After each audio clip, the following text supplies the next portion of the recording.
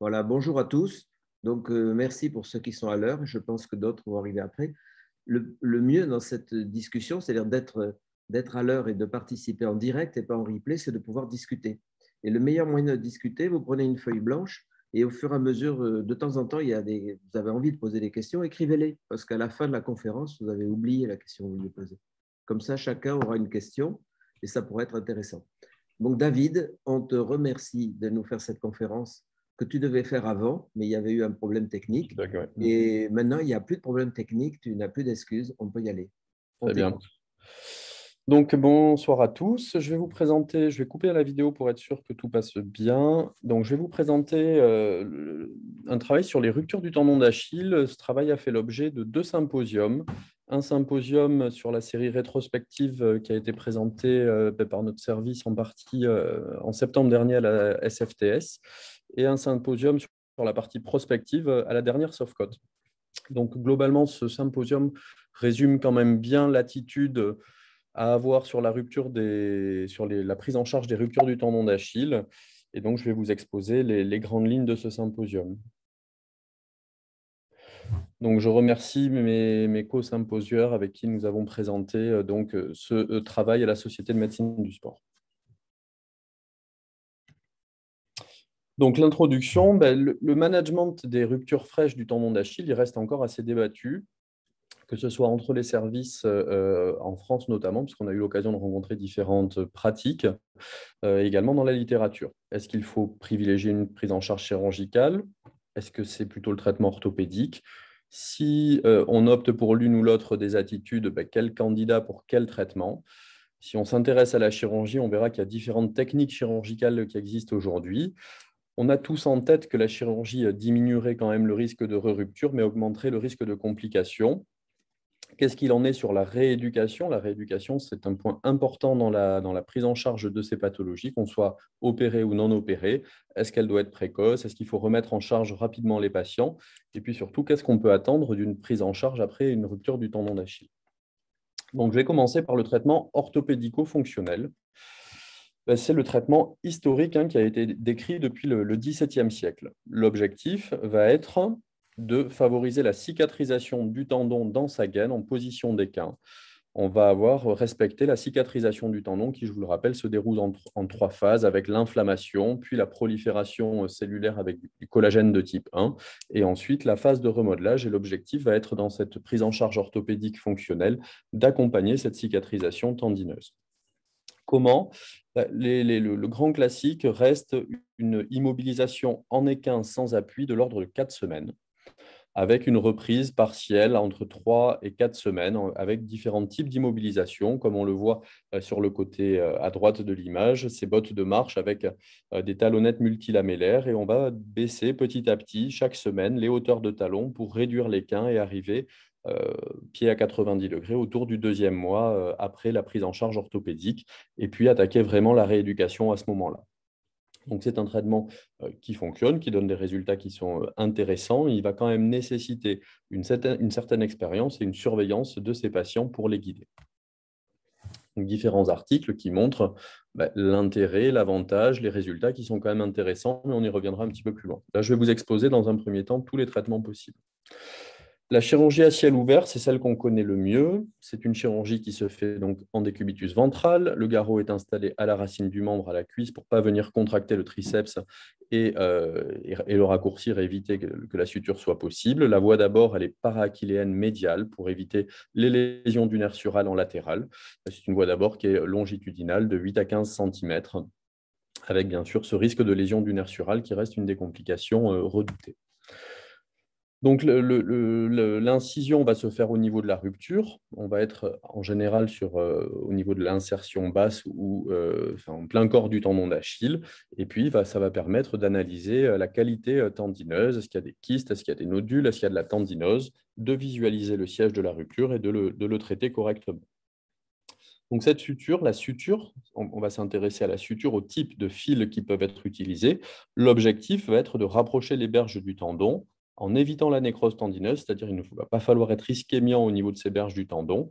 Et donc, il y a différentes techniques qui existent. Voici les plus utilisées. Vous connaissez les points de Bunel avec ces points en croix qui vont permettre d'affronter les berges tendineuses. Les points de Kessler avec ces cadres où on repasse dans les angles pour éviter de déchirer le tissu. Et ensuite, les sutures de type Craco.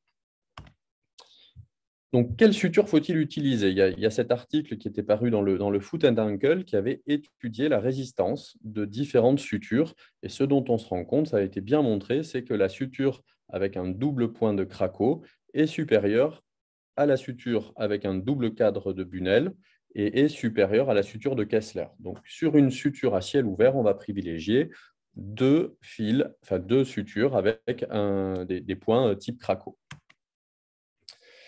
Sur le fil maintenant, les fils, est-ce qu'il faut utiliser des fils résorbables? Est-ce qu'il faut utiliser des fils non résorbables?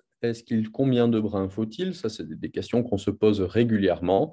Ici, une étude biomécanique sur des tendons d'Achille de porc qui a permis de mettre en évidence que le fil non résorbable avait une meilleure résistance mécanique à l'étirement et à la contrainte, avec une suture de Bunel qui était supérieure à la suture de Kessler. Donc voilà un petit peu sur la voie d'abord classique. Sur les chirurgies maintenant percutanées et mini-open, vous verrez qu'on va différencier le percutané pur qui va être dominé par la technique Ténolig des techniques, on va dire, mini-invasives, mini-open qui ont tendance à se développer à l'heure actuelle. Donc, le gold standard reste quand même la chirurgie à ciel ouvert, mais le principal risque, vous le savez, c'est la nécrose cutanée. Cette nécrose cutanée, en fonction des séries, elle est plus ou moins importante. Elle peut aller jusqu'à 15% des séries. Et c'est une complication grave puisque c'est une zone mal vascularisée où on va avoir du mal à réaliser des gestes de couverture simples.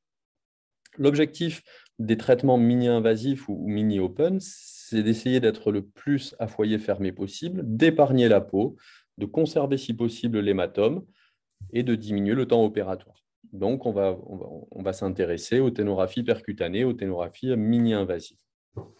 Donc, historiquement, ça a été décrit en 1977 par Ma et Griffiths. Il y a eu la technique, donc Ma Griffiths, c'est une série de mini-incisions qui permet d'affronter les berges et d'obtenir une suture du tendon.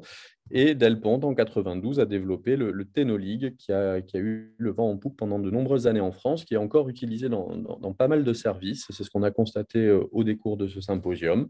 L'objectif, c'était d'avoir une attitude percutanée pure, d'éviter la dévascularisation du tendon, on respectait la gaine avec un temps opératoire qui était diminué. Et puis, d'après les auteurs des protocoles de rééducation qu'il fallait suivre un petit peu à la lettre, vous allez voir pourquoi. Donc, là, ici, la technique de Ma Griffiths, donc on est vraiment sur une ténographie percutanée. On va, avec cette aiguille et ces fils, faire de mini-incisions de part et d'autre du tendon d'Achille et venir réaliser une suture type Bunel au final, mais en percutané, sans ouvrir le tendon, sans ouvrir la gaine et en conservant l'hématome. Le Ténolig, lui, il utilise des fils en dacron. On est plus sur un système un petit peu plus évolué avec des systèmes de grandes aiguilles, de harpons. Vous verrez qu'il y a des plombs, il y a des rondelles en polyéthylène. C'est assez facile à utiliser. Ça se fait sous anesthésie loco-régionale ou locale, comme toute chirurgie du tendon d'Achille, en décubitus ventral également.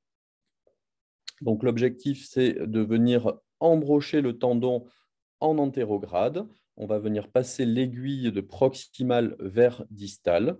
Et vous voyez sur la figure 4, on a en haut un petit harpon qui est situé au niveau du fil. Et le but va être d'accrocher la partie proximale du tendon d'Achille et de venir la tracter pour affronter les deux moignons tendineux. Et une fois qu'on a obtenu le pied en équin et qu'on pense avoir obtenu la mise en contact des berges tendineuses, on va venir sertir ce fil avec des petites bandelettes en polyéthylène qui sont appuyées contre la peau. Voici une vidéo d'une suture par technique Ténolig. Donc, il n'y a aucun contrôle du passage de l'aiguille et vous verrez, c'est une technique, je vais en reparler un petit peu plus tard dans la partie complications et résultats, qui est assez décriée aujourd'hui avec des résultats qui sont très en deçà de ce que les promoteurs en attendaient. Donc, vous voyez, on passe le fil dans la partie proximale et distale. On vient sertir ensuite ces plombs au-dessus de pastilles en polyéthylène. et on ne sait pas vraiment ce qui se passe au niveau du tendon. On ne sait pas vraiment si l'aiguille elle est passée dans le tendon ou si elle est plus en avant.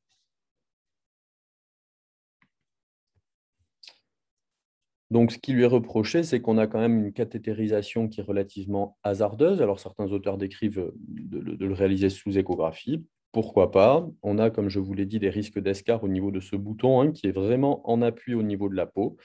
Et puis là aussi, sur toutes les techniques percutanées, il y a un risque non négligeable d'atteinte du nerf sural.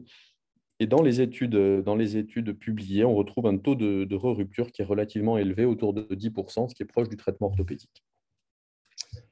Puis petit à petit, donc, on passe du percutané au ciel ouvert. On va être sur des techniques moins invasives, mini-open. Et donc, ce sont des dérivés de la technique de Mae-Griffiths, décrit par Park en 2001, avec l'idée d'un mini-abord qui va permettre d'optimiser la qualité de la suture, de restaurer la longueur et la tension tendineuse, tout en diminuant les complications cutanées et les complications au niveau du nerf sural. Donc, Park a décrit cette technique, hein. Il reprend le principe de Mae-Griffiths avec une installation qui est identique, mais il va réaliser cette suture de Bunel en ouvrant en regard du tendon pour être certain de bien affronter les berges tendineuses. On a une incision ici qui est verticale et ça permet un serrage des nœuds sous contrôle de la vue. Et puis, il y a eu des évolutions assez récentes avec ces systèmes d'ancillaires qui sont développés par différentes sociétés, Artrex, Integra et Intubon pour ne pas les citer, où on va utiliser donc un système qui va guider les sutures en percutané, en proximal et en distal, et on va venir passer des fils non résorbables en fiber wire. Voilà ici un exemple, c'est un exemple avec un aquilon, je crois. Donc on a une rupture du tendon d'Achille avec un Thomson positif. Il y a une petite incision longitudinale qui est réalisée, centrée sur le niveau de la rupture. On va donc observer nos deux moignons tendineux, le moignon proximal et le moignon distal, et vous allez mettre ce guide. En fait, c'est tout simplement un guide qui va venir enserrer le tendon d'Achille de part et d'autre et de passer différentes sutures au travers. Et donc, on est certain de passer vraiment dans l'épaisseur du tendon d'Achille. On va passer un certain nombre de fils. En fonction du laboratoire, il va y avoir plus ou moins de fils. Il y a des systèmes pour venir croiser les fils. Donc, on passe notre système dans le moignon distal, dans le moignon proximal, et puis on va venir affronter notre suture. Ça permet d'obtenir une suture avec une épargne cutanée qui est relativement intéressante.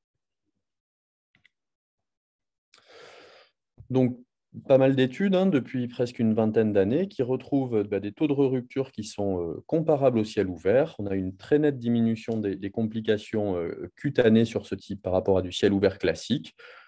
L'atteinte du nerf sural, elle semble être diminuée. Ça, c'est vraiment, ça dépend des études, des auteurs, hein. Et la reprise du sport, c'est pareil, elle reste à confirmer par rapport au gold standard. Donc, une technique qui me plaît bien, que je trouve vraiment intéressante et qui a le vent en poupe, on en dira quelques mots sur la fin, c'est la technique de Mafuli modifiée. Mafuli, lui, il a décrit un lassage qui ressemble étrangement aux sutures de Bunel, avec un lassage percutané du fragment proximal et un passage dans le fragment distal. Et puis, il y a cette évolution qui est faite depuis quelques années d'un lassage percutané du fragment proximal et d'un ancrage calcanéen. C'est ce qu'on va voir ici. C'est une technique qu'on réalise depuis quelques semaines au CHU, qui est vraiment... Hop, je ne sais pas si la vidéo s'est lancée. Oui, elle s'est lancée. Une technique, on le verra par la suite, qui a tout son intérêt pour différentes raisons, notamment la résistance à l'arrachement, l'affrontement du tendon et qui permet en fait une rééducation très précoce. Donc, le patient est installé de manière classique en décubitus ventral. On va repérer notre moignon proximal, notre moignon distal. On réalise une incision qui est transversale. Dans toutes ces techniques, on réalise une incision qui est transversale. 4 petites incisions cutanées de part et d'autre du tendon proximal et 2 incisions à la partie distale en regard de l'insertion du calcanéum. Donc, on va s'ouvrir transversalement en regard du niveau de la rupture. On va exposer nos 2 moignons tendineux. Dans le cas présent, on avait retrouvé un tendon du plantaire grêle qui était, lui, continu. Donc, on va venir bien libérer notre tendon en proximal et en distal, libérer les adhérences qu'il peut y avoir éventuellement. Là, dans le cas précis, c'était un patient qui était un peu plus de 15 jours de sa rupture du tendon d'Achille. On va ensuite avec des choses assez simples. On n'a pas besoin d'un ancillaire très compliqué. Donc, on va venir tracter notre moignon proximal, venir le récupérer dans notre pince. Et puis, on va utiliser, alors moi, j'utilise des fils type suture tape. Et on va venir passer nos sutures tape dans le moignon proximal et venir les repasser dans le moignon distal et les ancrer en distalité. Donc, on utilise des boîtes, des choses assez simples, que ce soit des pinces d'arthroscopie, des pinces passe-tendon. Donc, vous voyez, je mets ma première suture tape, je passe dans l'épaisseur de mon moignon proximal. Je vais ressortir au niveau de ma première incision cutanée, puis on va lasser comme ça en remontant, réaliser un point de type Bunel en réalisant une suture croisée. Et donc, je m'assure avec la main qui tracte le tendon d'Achille de passer mon doigt pour être certain de rester bien dans l'épaisseur du tendon d'Achille. De ne pas passer trop en avant. On est bien certain de passer dans le tendon. Vous voyez, je réalise une suture croisée, une sorte de point en X, et je vais venir récupérer mes deux sutures tape, enfin mes deux brins de mon suture tape au niveau de mon moignon proximal. Donc, c'est une chirurgie qui est relativement rapide à réaliser. Donc, je ressors mes deux brins du même côté. Et puis, on va venir tracter, vérifier que les sutures soient bien passées, qu'on ait un bon ancrage. Donc, vous voyez, je ressors mes deux sutures du même côté au niveau du foyer de rupture. Donc, ensuite, on va venir inciser en regard du calcanéum pour préparer le futur réancrage. Donc, la vidéo a été montée un petit peu à l'envers, mais globalement, je viens repasser un dernier suture tape pour réaliser une suture en cadre autour. On verra tout à l'heure, je vais vous montrer une étude biomécanique qui montre quand même que le nombre de fils est important dans la solidité du montage. Donc, je réalise un point en cadre simple au-dessus des sutures croisées que j'ai réalisées. Donc là, je vais sortir mes deux brins du côté opposé. Je repasse là aussi dans mon épaisseur, dans ma tranche tendineuse. Voilà, et j'ai d'un côté donc ma suture en cadre simple et de l'autre côté ma suture type Bunel. Donc à ce moment-là, on va préparer l'ancrage calcanéen. Donc on utilise des encres type Swivelock qui sont finalement des vis d'interférence. L'objectif va être de pouvoir passer à l'intérieur nos sutures tape pour pouvoir les mettre en tension et affronter nos berges tendineuses. Donc j'utilise deux encres, certains auteurs utilisent une seule encre. Donc, on utilise le pointeau ici. On va venir mettre... Là, je vais créer un espace dans le moignon distal à partir de cet orifice. Et donc, je vais passer mon passe-tendon dans l'épaisseur tendineuse distale, venir récupérer mes sutures tape d'un côté puis de l'autre. Et ensuite, on va venir passer la suture dans la Swivelock. On va mettre le pied en position d'équin. On va tendre à fond les bandelettes. On sécurise les sutures tape sur les ailettes de l'encre. Et puis, on va venir donc impacter notre encre qui va venir fixer les bandelettes et maintenir la tension au niveau de ce fragment proximal. Finalement, on va redescendre le fragment proximal et le mettre en contact au niveau de la rupture avec le fragment distal sans jamais suturer les deux moignons bord à bord. Donc, on a une préservation tendineuse. Il n'y a pas d'ischémie tendineuse au niveau de la suture. Donc, on a fixé la première suture croisée, et puis on va réaliser la même chose avec le cadre pour venir renforcer notre suture.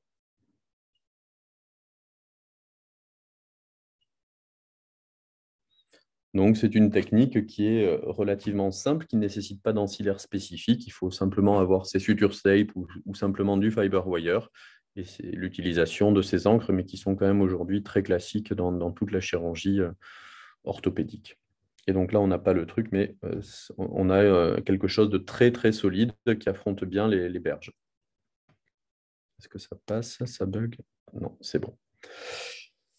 Donc, maintenant que vous avez vu un petit peu le panel de chirurgie possible, on va s'intéresser aux complications.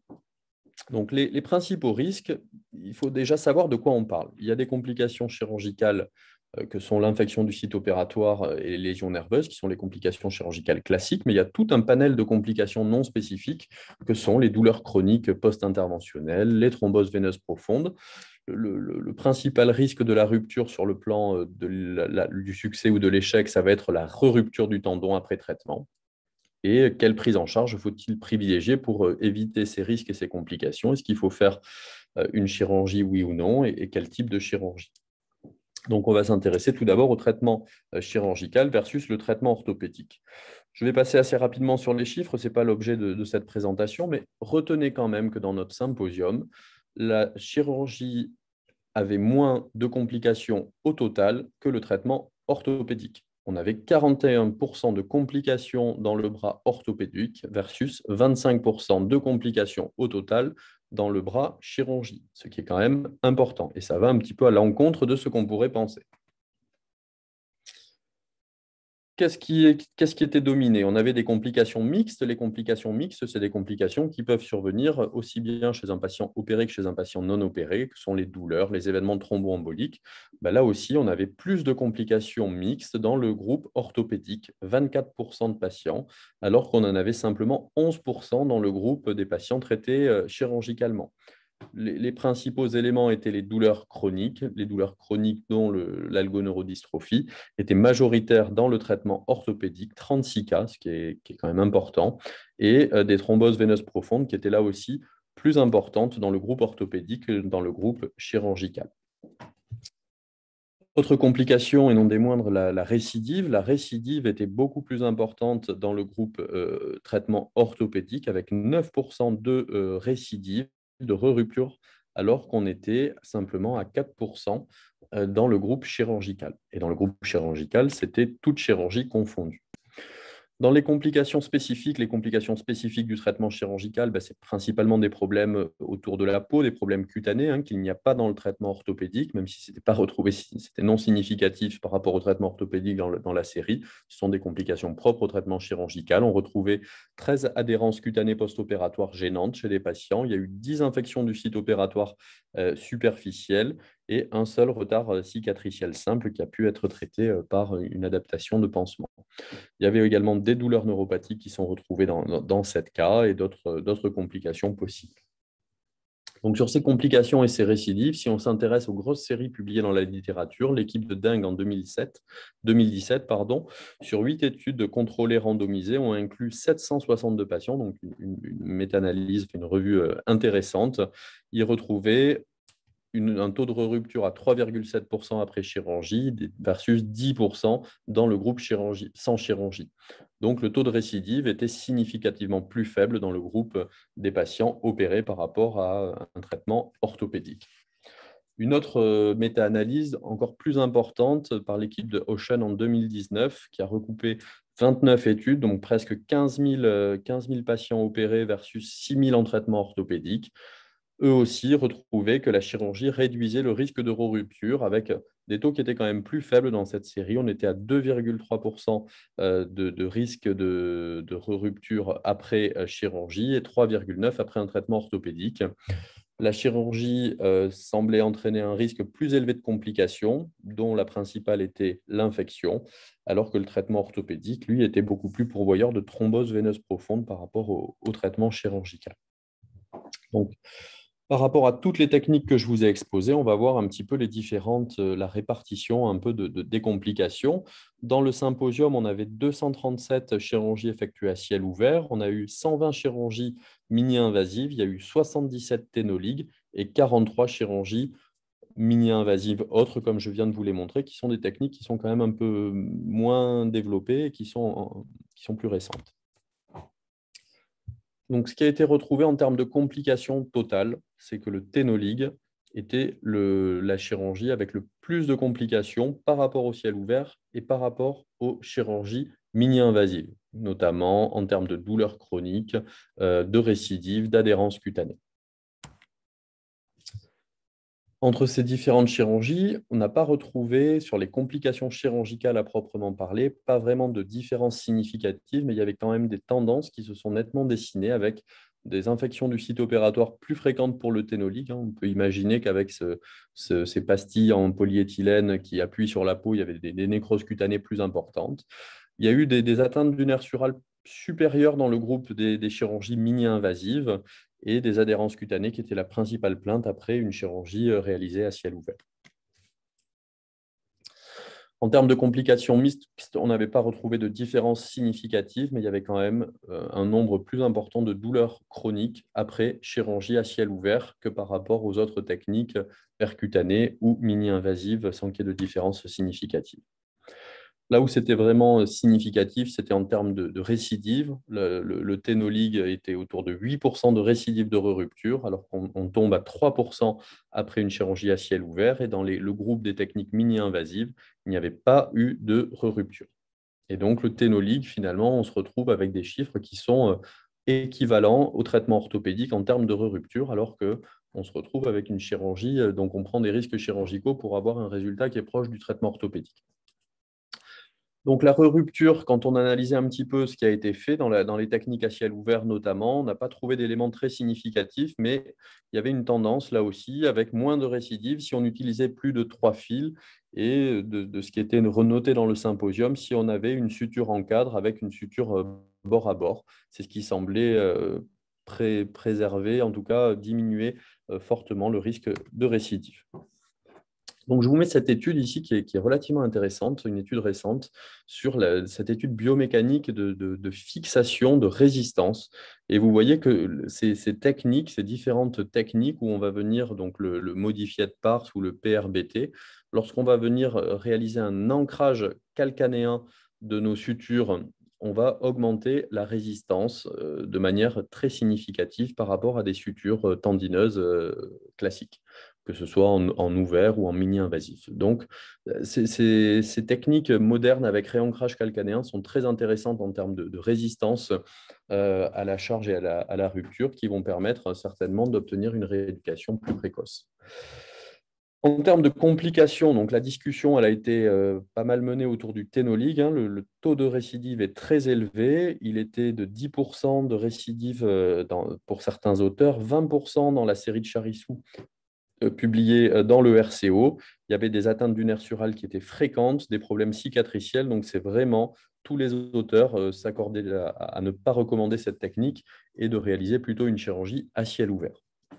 Si on s'intéresse maintenant aux techniques mini-invasives plus récentes, toutes les études récentes tendent à montrer une équivalence au ciel ouvert, mais de plus en plus, on a une tendance à voir que ces techniques ont moins de complications, ont moins de récidives et semblent donc un peu supérieures sur les études récentes au ciel ouvert, qui reste quand même le gold standard. Donc en conclusion, les résultats du symposium sur les complications montraient que le traitement orthopédique était le traitement avec le plus de complications, que le ténolig et le traitement orthopédique étaient équivalents en termes de re-rupture et qui étaient nettement supérieurs au traitement à ciel ouvert ou en mini-open, et que finalement, ces techniques mini-open semblent avoir des résultats un petit peu plus intéressants que le ciel ouvert, mais encore, ça reste à démontrer.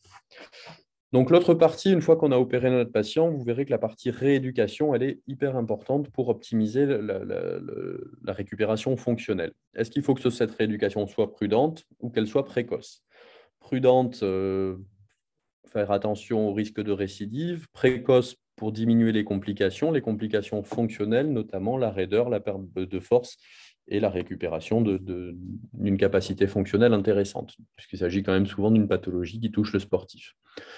Donc, pourquoi proposer une rééducation précoce? L'objectif va être de stimuler la cicatrisation tendineuse. C'est un facteur qualitatif pour obtenir une cicatrisation collagénique de qualité avec des fibres qui sont réalignées. Et ça a été bien montré par de nombreuses études que la rééducation précoce va avoir de meilleures résultat en termes de fonction et de reprise du sport. Donc, les grands principes qui est sorti de ce symposium de la SOFCOT et SFTS, c'est que l'immobilisation, elle doit être la plus courte possible. Après traitement chirurgical, on va être sur une immobilisation stricte ou relative en équin avec une éviction d'appui pendant 3 semaines. Et au-delà de ces 3 semaines, on va autoriser la reprise de la marche avec une botte de marche. Alors, il y a différents systèmes qui existent. Moi, j'aime bien le système des talonnettes parce que c'est assez simple. On vient retirer les hauteurs de talonnettes sur 3 semaines supplémentaires. Et donc, à 6 semaines, après un traitement chirurgical, on va pouvoir intensifier la rééducation et sevrer le patient de toute immobilisation. Et pour un traitement orthopédique, on sera à peu près sur les mêmes timings. On va gagner une quinzaine de jours. En fait, on va immobiliser notre patient plutôt 4 semaines en position d'équin sans appui et on va lui faire reprendre l'appui avec une protection et des talonnettes sur 4 semaines supplémentaires, ce qui nous amène autour de 8 semaines du traitement orthopédique. Donc, sur les résultats généraux, c'était très intéressant, ça, c'est que quelle que soit la technique, que le tendon soit opéré, pas opéré, le type d'immobilisation, plus on était sur une immobilisation relative et plus la kiné était débutée tôt, c'est-à-dire avant les 30 jours, dans les 30 premiers jours, on avait une diminution du risque de re-rupture significative. On était à 0% de re-rupture pour les rééducations débutées dans les 30 premiers jours. Donc, il y a un effet quand même très protecteur de la rééducation précoce. C'est logique, hein, c'est ce qu'on a vu, c'est connu. Plus on va rééduquer un tendon, plus la réorganisation des fibres de collagène va s'effectuer. Et donc, la rééducation, elle doit être précoce pour diminuer ce taux de récidive faible et pour permettre une meilleure récupération fonctionnelle et très certainement une reprise du sport plus précoce. Et donc, dans la série, on avait une tendance quand même, il y avait certains participants qui immobilisaient de manière stricte pendant 45 jours. Ce n'est pas l'attitude qu'il faut retenir suite à ce symposium. On va être plutôt sur une immobilisation qui est maximale de 3 semaines sans appui. Donc, les résultats fonctionnels selon le type de traitement. Selon le type de traitement, donc on va commencer par comparer le traitement orthopédique au traitement chirurgical. Il y avait un inconvénient assez clair, hein, le traitement orthopédique donnait de moins bons résultats que le traitement chirurgical, que ce soit en termes d'amyotrophie, de différence de flexion dorsale, que ce soit pour la reprise du vélo sans résistance ou du vélo avec résistance. Là aussi, sur les scores fonctionnels assez spécifiques avec la TRS, les FAS, on obtenait des scores qui étaient significativement moins bons à 12 mois dans le groupe traitement orthopédique versus traitement chirurgical, toute chirurgie confondue. Il y avait aussi une différence significative en termes de reprise du sport, que ce soit pour la course à pied, pour l'entraînement et surtout pour la reprise du niveau antérieur chez les patients sportifs. Bon, là aussi, chez le sportif, le traitement orthopédique doit être vraiment à éviter. Donc, globalement, si on peut retenir quelque chose, le traitement orthopédique, il faut éviter de le proposer aux patients, surtout si on a des patients jeunes et actifs. On va quand même le proposer plutôt à des patients à risque de complications de cicatrisation. Ça va être les fumeurs, les obèses, les diabétiques, les artériopathes. Si on a un aspect cutané de mauvaise qualité, on va plutôt inciter le patient à bénéficier d'un traitement orthopédique que d'un traitement chirurgical. Chez le sportif, il faut bien entendu plutôt pousser à une prise en charge chirurgicale qui permettra d'avoir moins de complications et de meilleurs scores fonctionnels et une reprise du sport qui sera meilleure. Et sur l'analyse en sous-groupe des résultats sur le traitement chirurgical, lequel il faut privilégier? Là aussi, hein, on voit très nettement pour les sauts que le traitement TO en vert, c'est le traitement orthopédique, hein, qui a une nette différence sur le saut à 12 mois, que ce soit en chirurgie ouverte ou mini-invasive, par rapport au traitement orthopédique. Sur la reprise sportive, les différences rééducatives, c'est significatif dans tous les groupes, hein. Puis on voit se dessiner cette tendance quand même, vous voyez en bleu le groupe mini-invasif par rapport au rouge, qui est le groupe de chirurgie ouverte classique, où il semble toujours un petit peu au-dessus. Le groupe mini-invasif semble, même si ce n'est pas vraiment significatif, mais on avait un petit effectif dans la série, donc sur des séries plus importantes, ça pourrait sortir, mais d'avoir quand même quelque chose d'un petit peu supérieur en termes de résultats. Là aussi, hein, c'est très net, le traitement chirurgical, les mini-invasifs ont des résultats supérieurs au traitement à ciel ouvert classique et nettement supérieurs, et ça de manière significative par rapport au traitement orthopédique. Voilà aussi pour le pourcentage de reprise du sport, que ce soit la course, l'entraînement ou le niveau antérieur. C'est des tendances, mais c'est quand même intéressant de l'avoir en tête.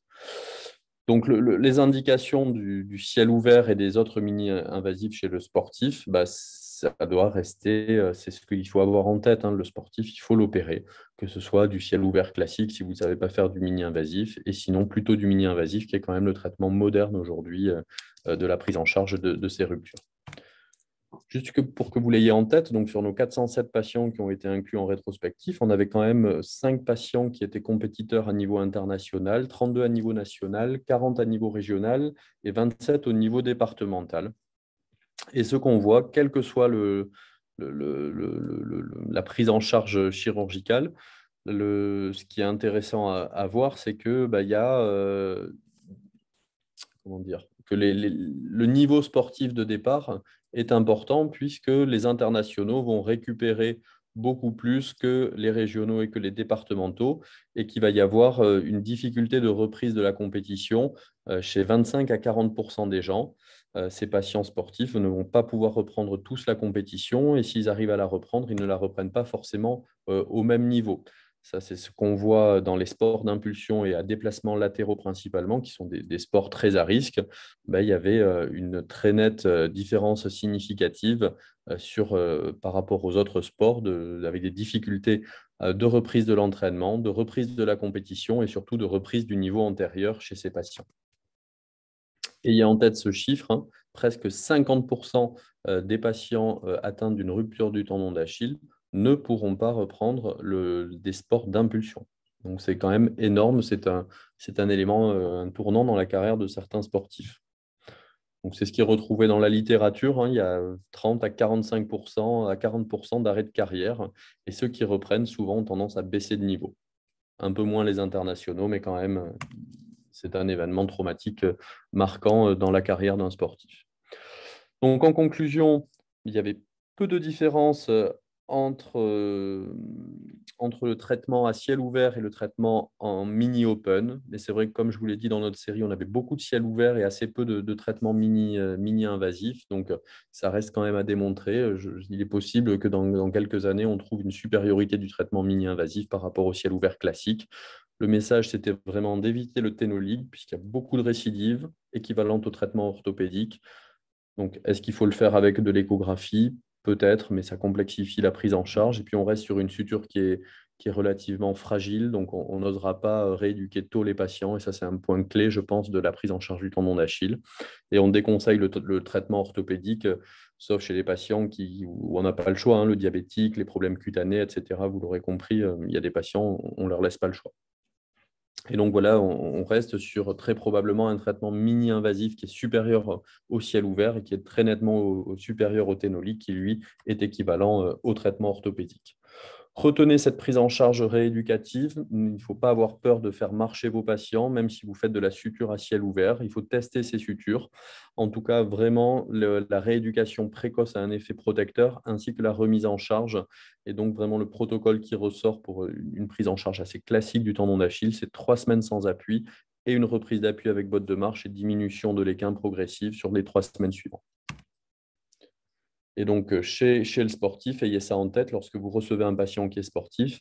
En fonction du sport, en fonction de son niveau, il faut quand même l'informer qu'il y a un risque d'arrêt du sport en compétition, 40% maximum qui peuvent ne pas reprendre le sport, et des difficultés importantes dans les sports d'impulsion et à déplacements latéraux. Les perspectives sur la prise en charge de ce tendon d'Achille, c'est d'évaluer plus spécifiquement ces nouveaux systèmes de fixation avec ces réancrages calcanéens qui, je pense, sont l'avenir de la prise en charge de cette chirurgie, puisqu'on va avoir une suture qui est très solide et où on pourra peut-être même remettre notre patient en charge dès le J1. Donc, le mini-open, lequel vous avez vu qu'il y a plusieurs techniques, plusieurs façons, plusieurs types de sutures. Pour comparer ces types de sutures, il faudra bien entendu qu'on ait des protocoles de rééducation comparatifs, puisque la rééducation, elle est au moins aussi importante que la suture initialement. Et ensuite, d'améliorer, ça c'était le versant rééducatif et médecine du sport du symposium, améliorer la définition des critères de reprise du sport et bien sûr l'approche psychologique des sportifs dans la prise en charge de ce type de pathologie. Voilà ce que j'avais à vous dire aujourd'hui sur le tendon d'Achille. Donc, c'est le résumé un peu accéléré du symposium pour ceux qui l'avaient loupé à la SFTS et à la Sofcote. Bravo, très très bien. Tu peux arrêter ton partage d'écran. Oui, tac. Alors, pour lancer le débat, moi, j'ai quelques petites questions. D'abord, je te félicite parce que c'est mieux qu'une conférence d'enseignement. Tu nous as fait quoi de neuf, mise au point. Ton discours est très clair. Et sur ton nom d'Achille, je pensais n'avoir rien à apprendre et en fait, je ne savais rien. C'est-à-dire, j'ai tout appris. Pratiquement tout ce que tu as dit pour moi était nouveau. Alors, j'ai quelques petites questions. Dans les facteurs favorisants, il y a le fait qu'initialement, le tendon d'Achille est un peu court chez certains. Et j'ai l'impression qu'il y a moins de ruptures de tendon d'Achille depuis que les chaussures de sport sont un peu compensées, c'est-à-dire avec le talon. Avec du drop, oui. Oui. Qu'est-ce que tu leur conseilles comme chaussures après? Après rupture? Oui, comme chaussures de sport. Tu en parles avec eux ou c'est pas important? Après, c'est variable en fonction des sports parce qu'en fonction du sport, ils vont forcément avoir une chaussure plus ou moins adaptée. Si c'est des sports en salle, des sports de raquettes, ils vont avoir des chaussures plus basses. Mais oui, c'est un facteur important. Des semelles, beaucoup. Je leur prescris à tous quasiment des semelles. Mais effectivement, la chaussure avec un drop, c'est-à-dire l'arrière du pied qui est surélevé pour la reprise de la course à pied, c'est quand même des choses qui sont bien et qui sont protectrices en fait. Sur le tendon, ça évite des phénomènes de tension. Et puis après, les conseils classiques que tout le monde connaît, d'étirement, d'échauffement, d'hydratation, beaucoup, et d'éviter la fatigue. Un des défauts que je trouve au traitement orthopédique, c'est la mise en équin, le malade peut rester en équin ensuite, mais surtout, il y a aussi une fermeture de la pince malléolaire lorsqu'on est en équin, et quand on laisse trop longtemps quelqu'un en équin, c'est dur à rééduquer. Et j'avais l'impression que le traitement chirurgical permettait en post-opératoire, ne pas mettre le pied en équin. C'est pas possible, ça. On peut, mais il faut faire attention à cet excès d'allongement du tendon, parce que le risque, même après suture, c'est qu'on ait un allongement du cal tendineux et de se retrouver avec un peu l'équivalent d'une rupture un peu négligée du tendon d'Achille. Et c'est cet effet corde détendue, finalement, qui joue quand même dans le pronostic fonctionnel. Ce qui a été retrouvé chez tous les patients opérés ou pas, c'est qu'ils ont en appui monopodal une distance talon-sol qui est inférieure. Ils propulsent moins bien sur le tendon d'Achille et un tour de mollet qui était amyotrophié. Quel que soit le traitement, il est amyotrophié. Mais dans la chirurgie, ça c'était moins flagrant que dans le traitement orthopédique où là c'est très clair. Et aussi le traitement orthopédique, un temps on en parlait un petit peu dans le service, est-ce qu'il ne faudrait pas faire une échographie parce qu'on imagine que les deux berges tendineuses, elles s'affrontent dans la gaine, mais on ne sait pas vraiment ce qui s'y passe en fait, parce qu'il y a quand même des adhérences, il y a des choses. Bon. Donc aujourd'hui, vraiment, les techniques mini-invasives avec l'épargne cutanée peuvent permettre quand même de pousser un peu plus les indications. Et vraiment, le traitement orthopédique, sauf si le patient ne veut pas se faire opérer, il faut quand même le réserver à des patients avec des comorbidités importantes. D'accord. Au dernier millénaire, on avait quelques indications de plastie d'emblée type Bosworth. Alors, le Bosworth, les reprises pour les ruptures ou les choses comme ça? Le Bosworth, c'est plus du tout une plastique qui est faite en première intention. Ce qui est fait en première intention, ça va être des renforts au plantaire grêle, où on va ramener le plantaire grêle pour ramener de la matière tendineuse. Je l'ai fait quelques fois dans des cas de tendinopathie avec une tendinose, un tendon qui est de mauvaise qualité à la suture. Et après, ce qui se fait beaucoup maintenant en palliatif, on va dire, c'est le transfert du long fléchisseur de l'hallux et qui se fait maintenant sous arthroscopie. On n'a même plus besoin d'ouvrir. On passe en arrière du talus sous arthroscopie avec deux petites voies d'abord. On coupe le long fléchisseur dans sa gouttière. Donc, il y a toujours le nœud de Henry en distalité qui fait qu'on ne perd pas trop de force. Il n'y a pas d'arthrodèse à faire sur l'hallux. Et on vient le réancrer en avant du tendon d'Achille. Et dans les études qui sont assez intéressantes là-dessus, le long fléchisseur s'hypertrophie de 100 à 150% en termes de volume musculaire. Et il y a une recicatrisation spontanée du tendon d'Achille, alors qu'on a parfois des gaps tendineux de 5 cm. C'est vrai que c'est une technique que moi j'utilise là depuis quelques années dans les ruptures négligées et j'en suis vraiment très satisfait. Très, très Moi, satisfait. j'ai fini avec mes questions. Vous pouvez poser des questions. J'ai vu que Jean-Louis Rouvillain était là. Merci d'être là. Tu as été cité, tu as vu, comme quelqu'un qui a critiqué le Ténolig. Jean-Louis, tu veux prendre la parole? Ou tu t'es branché puis tu allais te promener? Non, non, je suis là. Merci, merci de ce topo qui est très bien. Moi, je suis un partisan depuis très longtemps de la suture percutanée avec suture H. Et donc, je suis tout à fait d'accord avec tes conclusions, disant que le traitement orthopédique pose vraiment des problèmes. Ouais. Et je pense que la suture percutanée, comme tu le dis, quelle que soit la technique, moi j'utilise le suturage, mais qui donne d'excellents résultats. Je suis tout à fait d'accord aussi avec l'immobilisation de 3 semaines et la rééducation ensuite pendant 3 semaines, tout à fait d'accord. Et puis, je suis en effet assez réticent sur le Ténolig, bien que récemment, ils ont changé l'aiguille de Ténolig qui est un peu plus rigide et qui permet un peu plus de cathétériser le tendon. Mais c'est vrai que ça serait mieux d'utiliser le Ténolig avec un contrôle échographique, à la fois pour bien être sûr d'être dans le tendon et deux, pour ne pas léser le nerf. Ouais. Oui, parce qu'il y a des cas où c'était décrit, en fait, on ne palpait pas bien le tendon et l'aiguille et le fil n'étaient même pas dans le tendon d'Achille. Exactement, exactement. Les Antilles, c'est pas assez loin. Charles, Tahiti, qu'est-ce que tu en penses? Nous avons beaucoup de ruptures de tendon d'Achille à Tahiti parce que les gens marchent avec des savates et le talon et les gens marchent en talus en fait.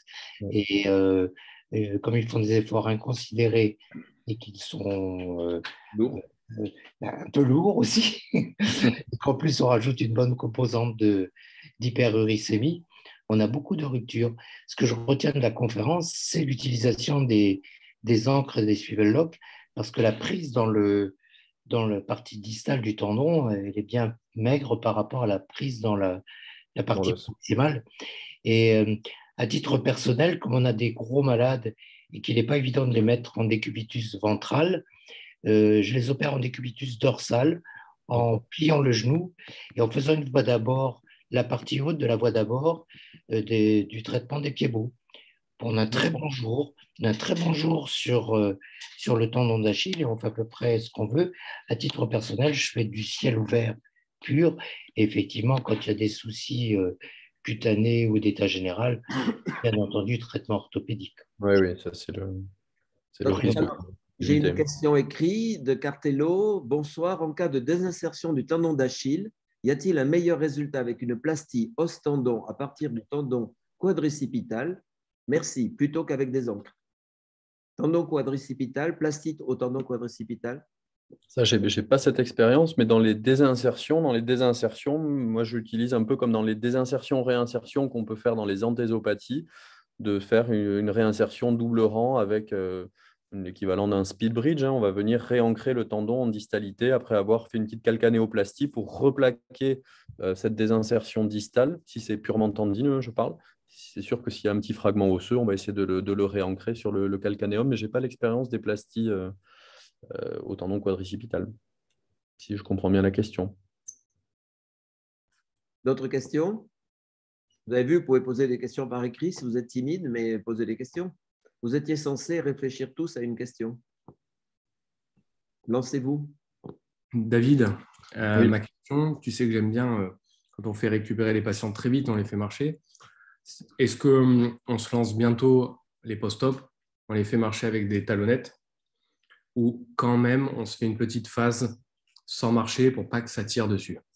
Parce que là, j'en ai fait un vendredi et je me suis tâté.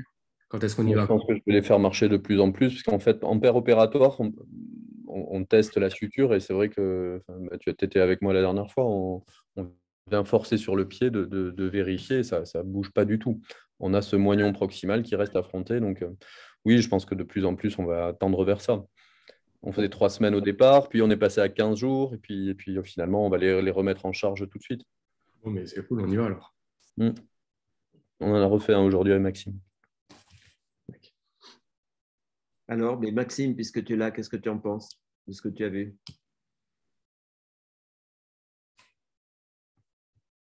Non, donc déjà, merci David pour ce topo. En tout cas, au bloc, le résultat en paire opératoire à la fin est hyper satisfaisant. C'est vrai que pour avoir fait quelques tendons d'Achille en ciel ouvert, je n'osais pas les tester avec autant de vigueur à la fin de l'opération. Donc ça donne confiance pour donner un appui plus précoce aux patients. Et puis les quelques-uns qu'on a fait dernièrement, ça s'est plutôt bien passé. Donc, bon, après, il faut voir sur du long terme maintenant. Mais en tout cas, en paire opératoire et les patients qu'on a revus précocement à 6 semaines, le résultat est plutôt satisfaisant. Donc, je pense que c'est ça qui est le point important que tu viens de dire, c'est vraiment de pouvoir tester sa suture en paire opératoire, de ne pas avoir peur et de pas se... Si la suture, elle tient en paire opératoire, elle tiendra quand le patient il reprendra l'appui. Et ça permet de le rééduquer rapidement. Et ça, c'est vraiment un point clé. La rééducation précoce et la remise en charge, je pense que c'est ce qui donnera une meilleure cicatrisation tendineuse. Alors après, il n'y a pas d'ischémie puisqu'on ne vient pas faire des sutures de Craco de part et d'autre des berges de la rupture. Donc, est-ce qu'il y a une meilleure vascularisation du tendon? Le mouvement doit mieux le vasculariser. Le fait de ne pas être ischémiant sur les berges, donc ça reste des choses à étudier. On va les revoir. Il faut qu'on les étudie, leur faire des IRM ou des échos à distance. Mais c'est séduisant en tout cas. Et au bloc, ça dure un quart d'heure, 20 minutes la chirurgie. Donc, c'est vraiment très rapide. La fonction crée l'organe. Ça reste vrai. Ouais. Une autre question? Moi, j'avais une question juste par rapport au résultat du symposium. On voit que c'est les sportifs de haut niveau, du coup, qui ont les meilleurs résultats, en tout cas sur la reprise sportive. Est-ce que tu penses que la différence vient d'un meilleur encadrement de la rééducation, certainement? C'est sûr. Enfin, il y a ça, il y a déjà la partie psychologique qui est importante. Et après, bien sûr, c'est que c'est des patients qui ont des staffs terribles. Ils ont des kinés, des préparateurs physiques. Ils sont checkés à chaque étape. Ils sont testés, savoir s'ils peuvent passer à l'étape suivante. Donc, oui, l'encadrement. Le banquier aussi. Il est professionnel. Oui, le peut-être banquier, le banquier, les crédits, les publicitaires, mais non, c'est des gens qui sont très encadrés. Quand on voit aujourd'hui comment se font les entraînements, ils ont des puces dans le maillot pour savoir qu'est-ce qu'ils ont fait exactement à l'entraînement. Ils ont des questionnaires en fin d'entraînement, savoir s'il a été trop difficile ou pas. Donc non, ils sont bien mieux suivis, donc ça doit aider forcément. Et puis il y a le côté, le mental, et ce sont des athlètes au-dessus des autres. D'autres questions? Allez-y, c'est le moment. Hein. Fini, plus de questions, aucun remords? Oui, j'arrête. Bien alors, on te remercie vraiment beaucoup. Non, avec plaisir, merci à vous. Je rappelle que c'est en replay et donc faites-le connaître autour de vous. Faites connaître ces conférences. Si vous voulez qu'elles continuent, il faut qu'elles soient vues. Et donc, c'était la dernière de cette année et on va essayer de faire un programme qui recommence pour septembre. Donc, je lance déjà à tous ceux que ça intéresse. Si vous voulez me proposer un sujet, c'est possible. Très bien. Allez, au revoir. Merci, bonne soirée. Et puis, alors, on a été jusqu'à Tahiti, jusqu'aux Antilles. Je ne suis pas sûr qu'ils étaient là-bas, mais tant pis. Allez, au revoir à tous. Au revoir. Au revoir, c'est sûr, moi j'étais aux Antilles. Oui, alors tout va bien. Ça prouve qu'on peut se parler de loin. Au revoir, Philippe. Au revoir. Au revoir, Philippe, bonnes vacances. Merci.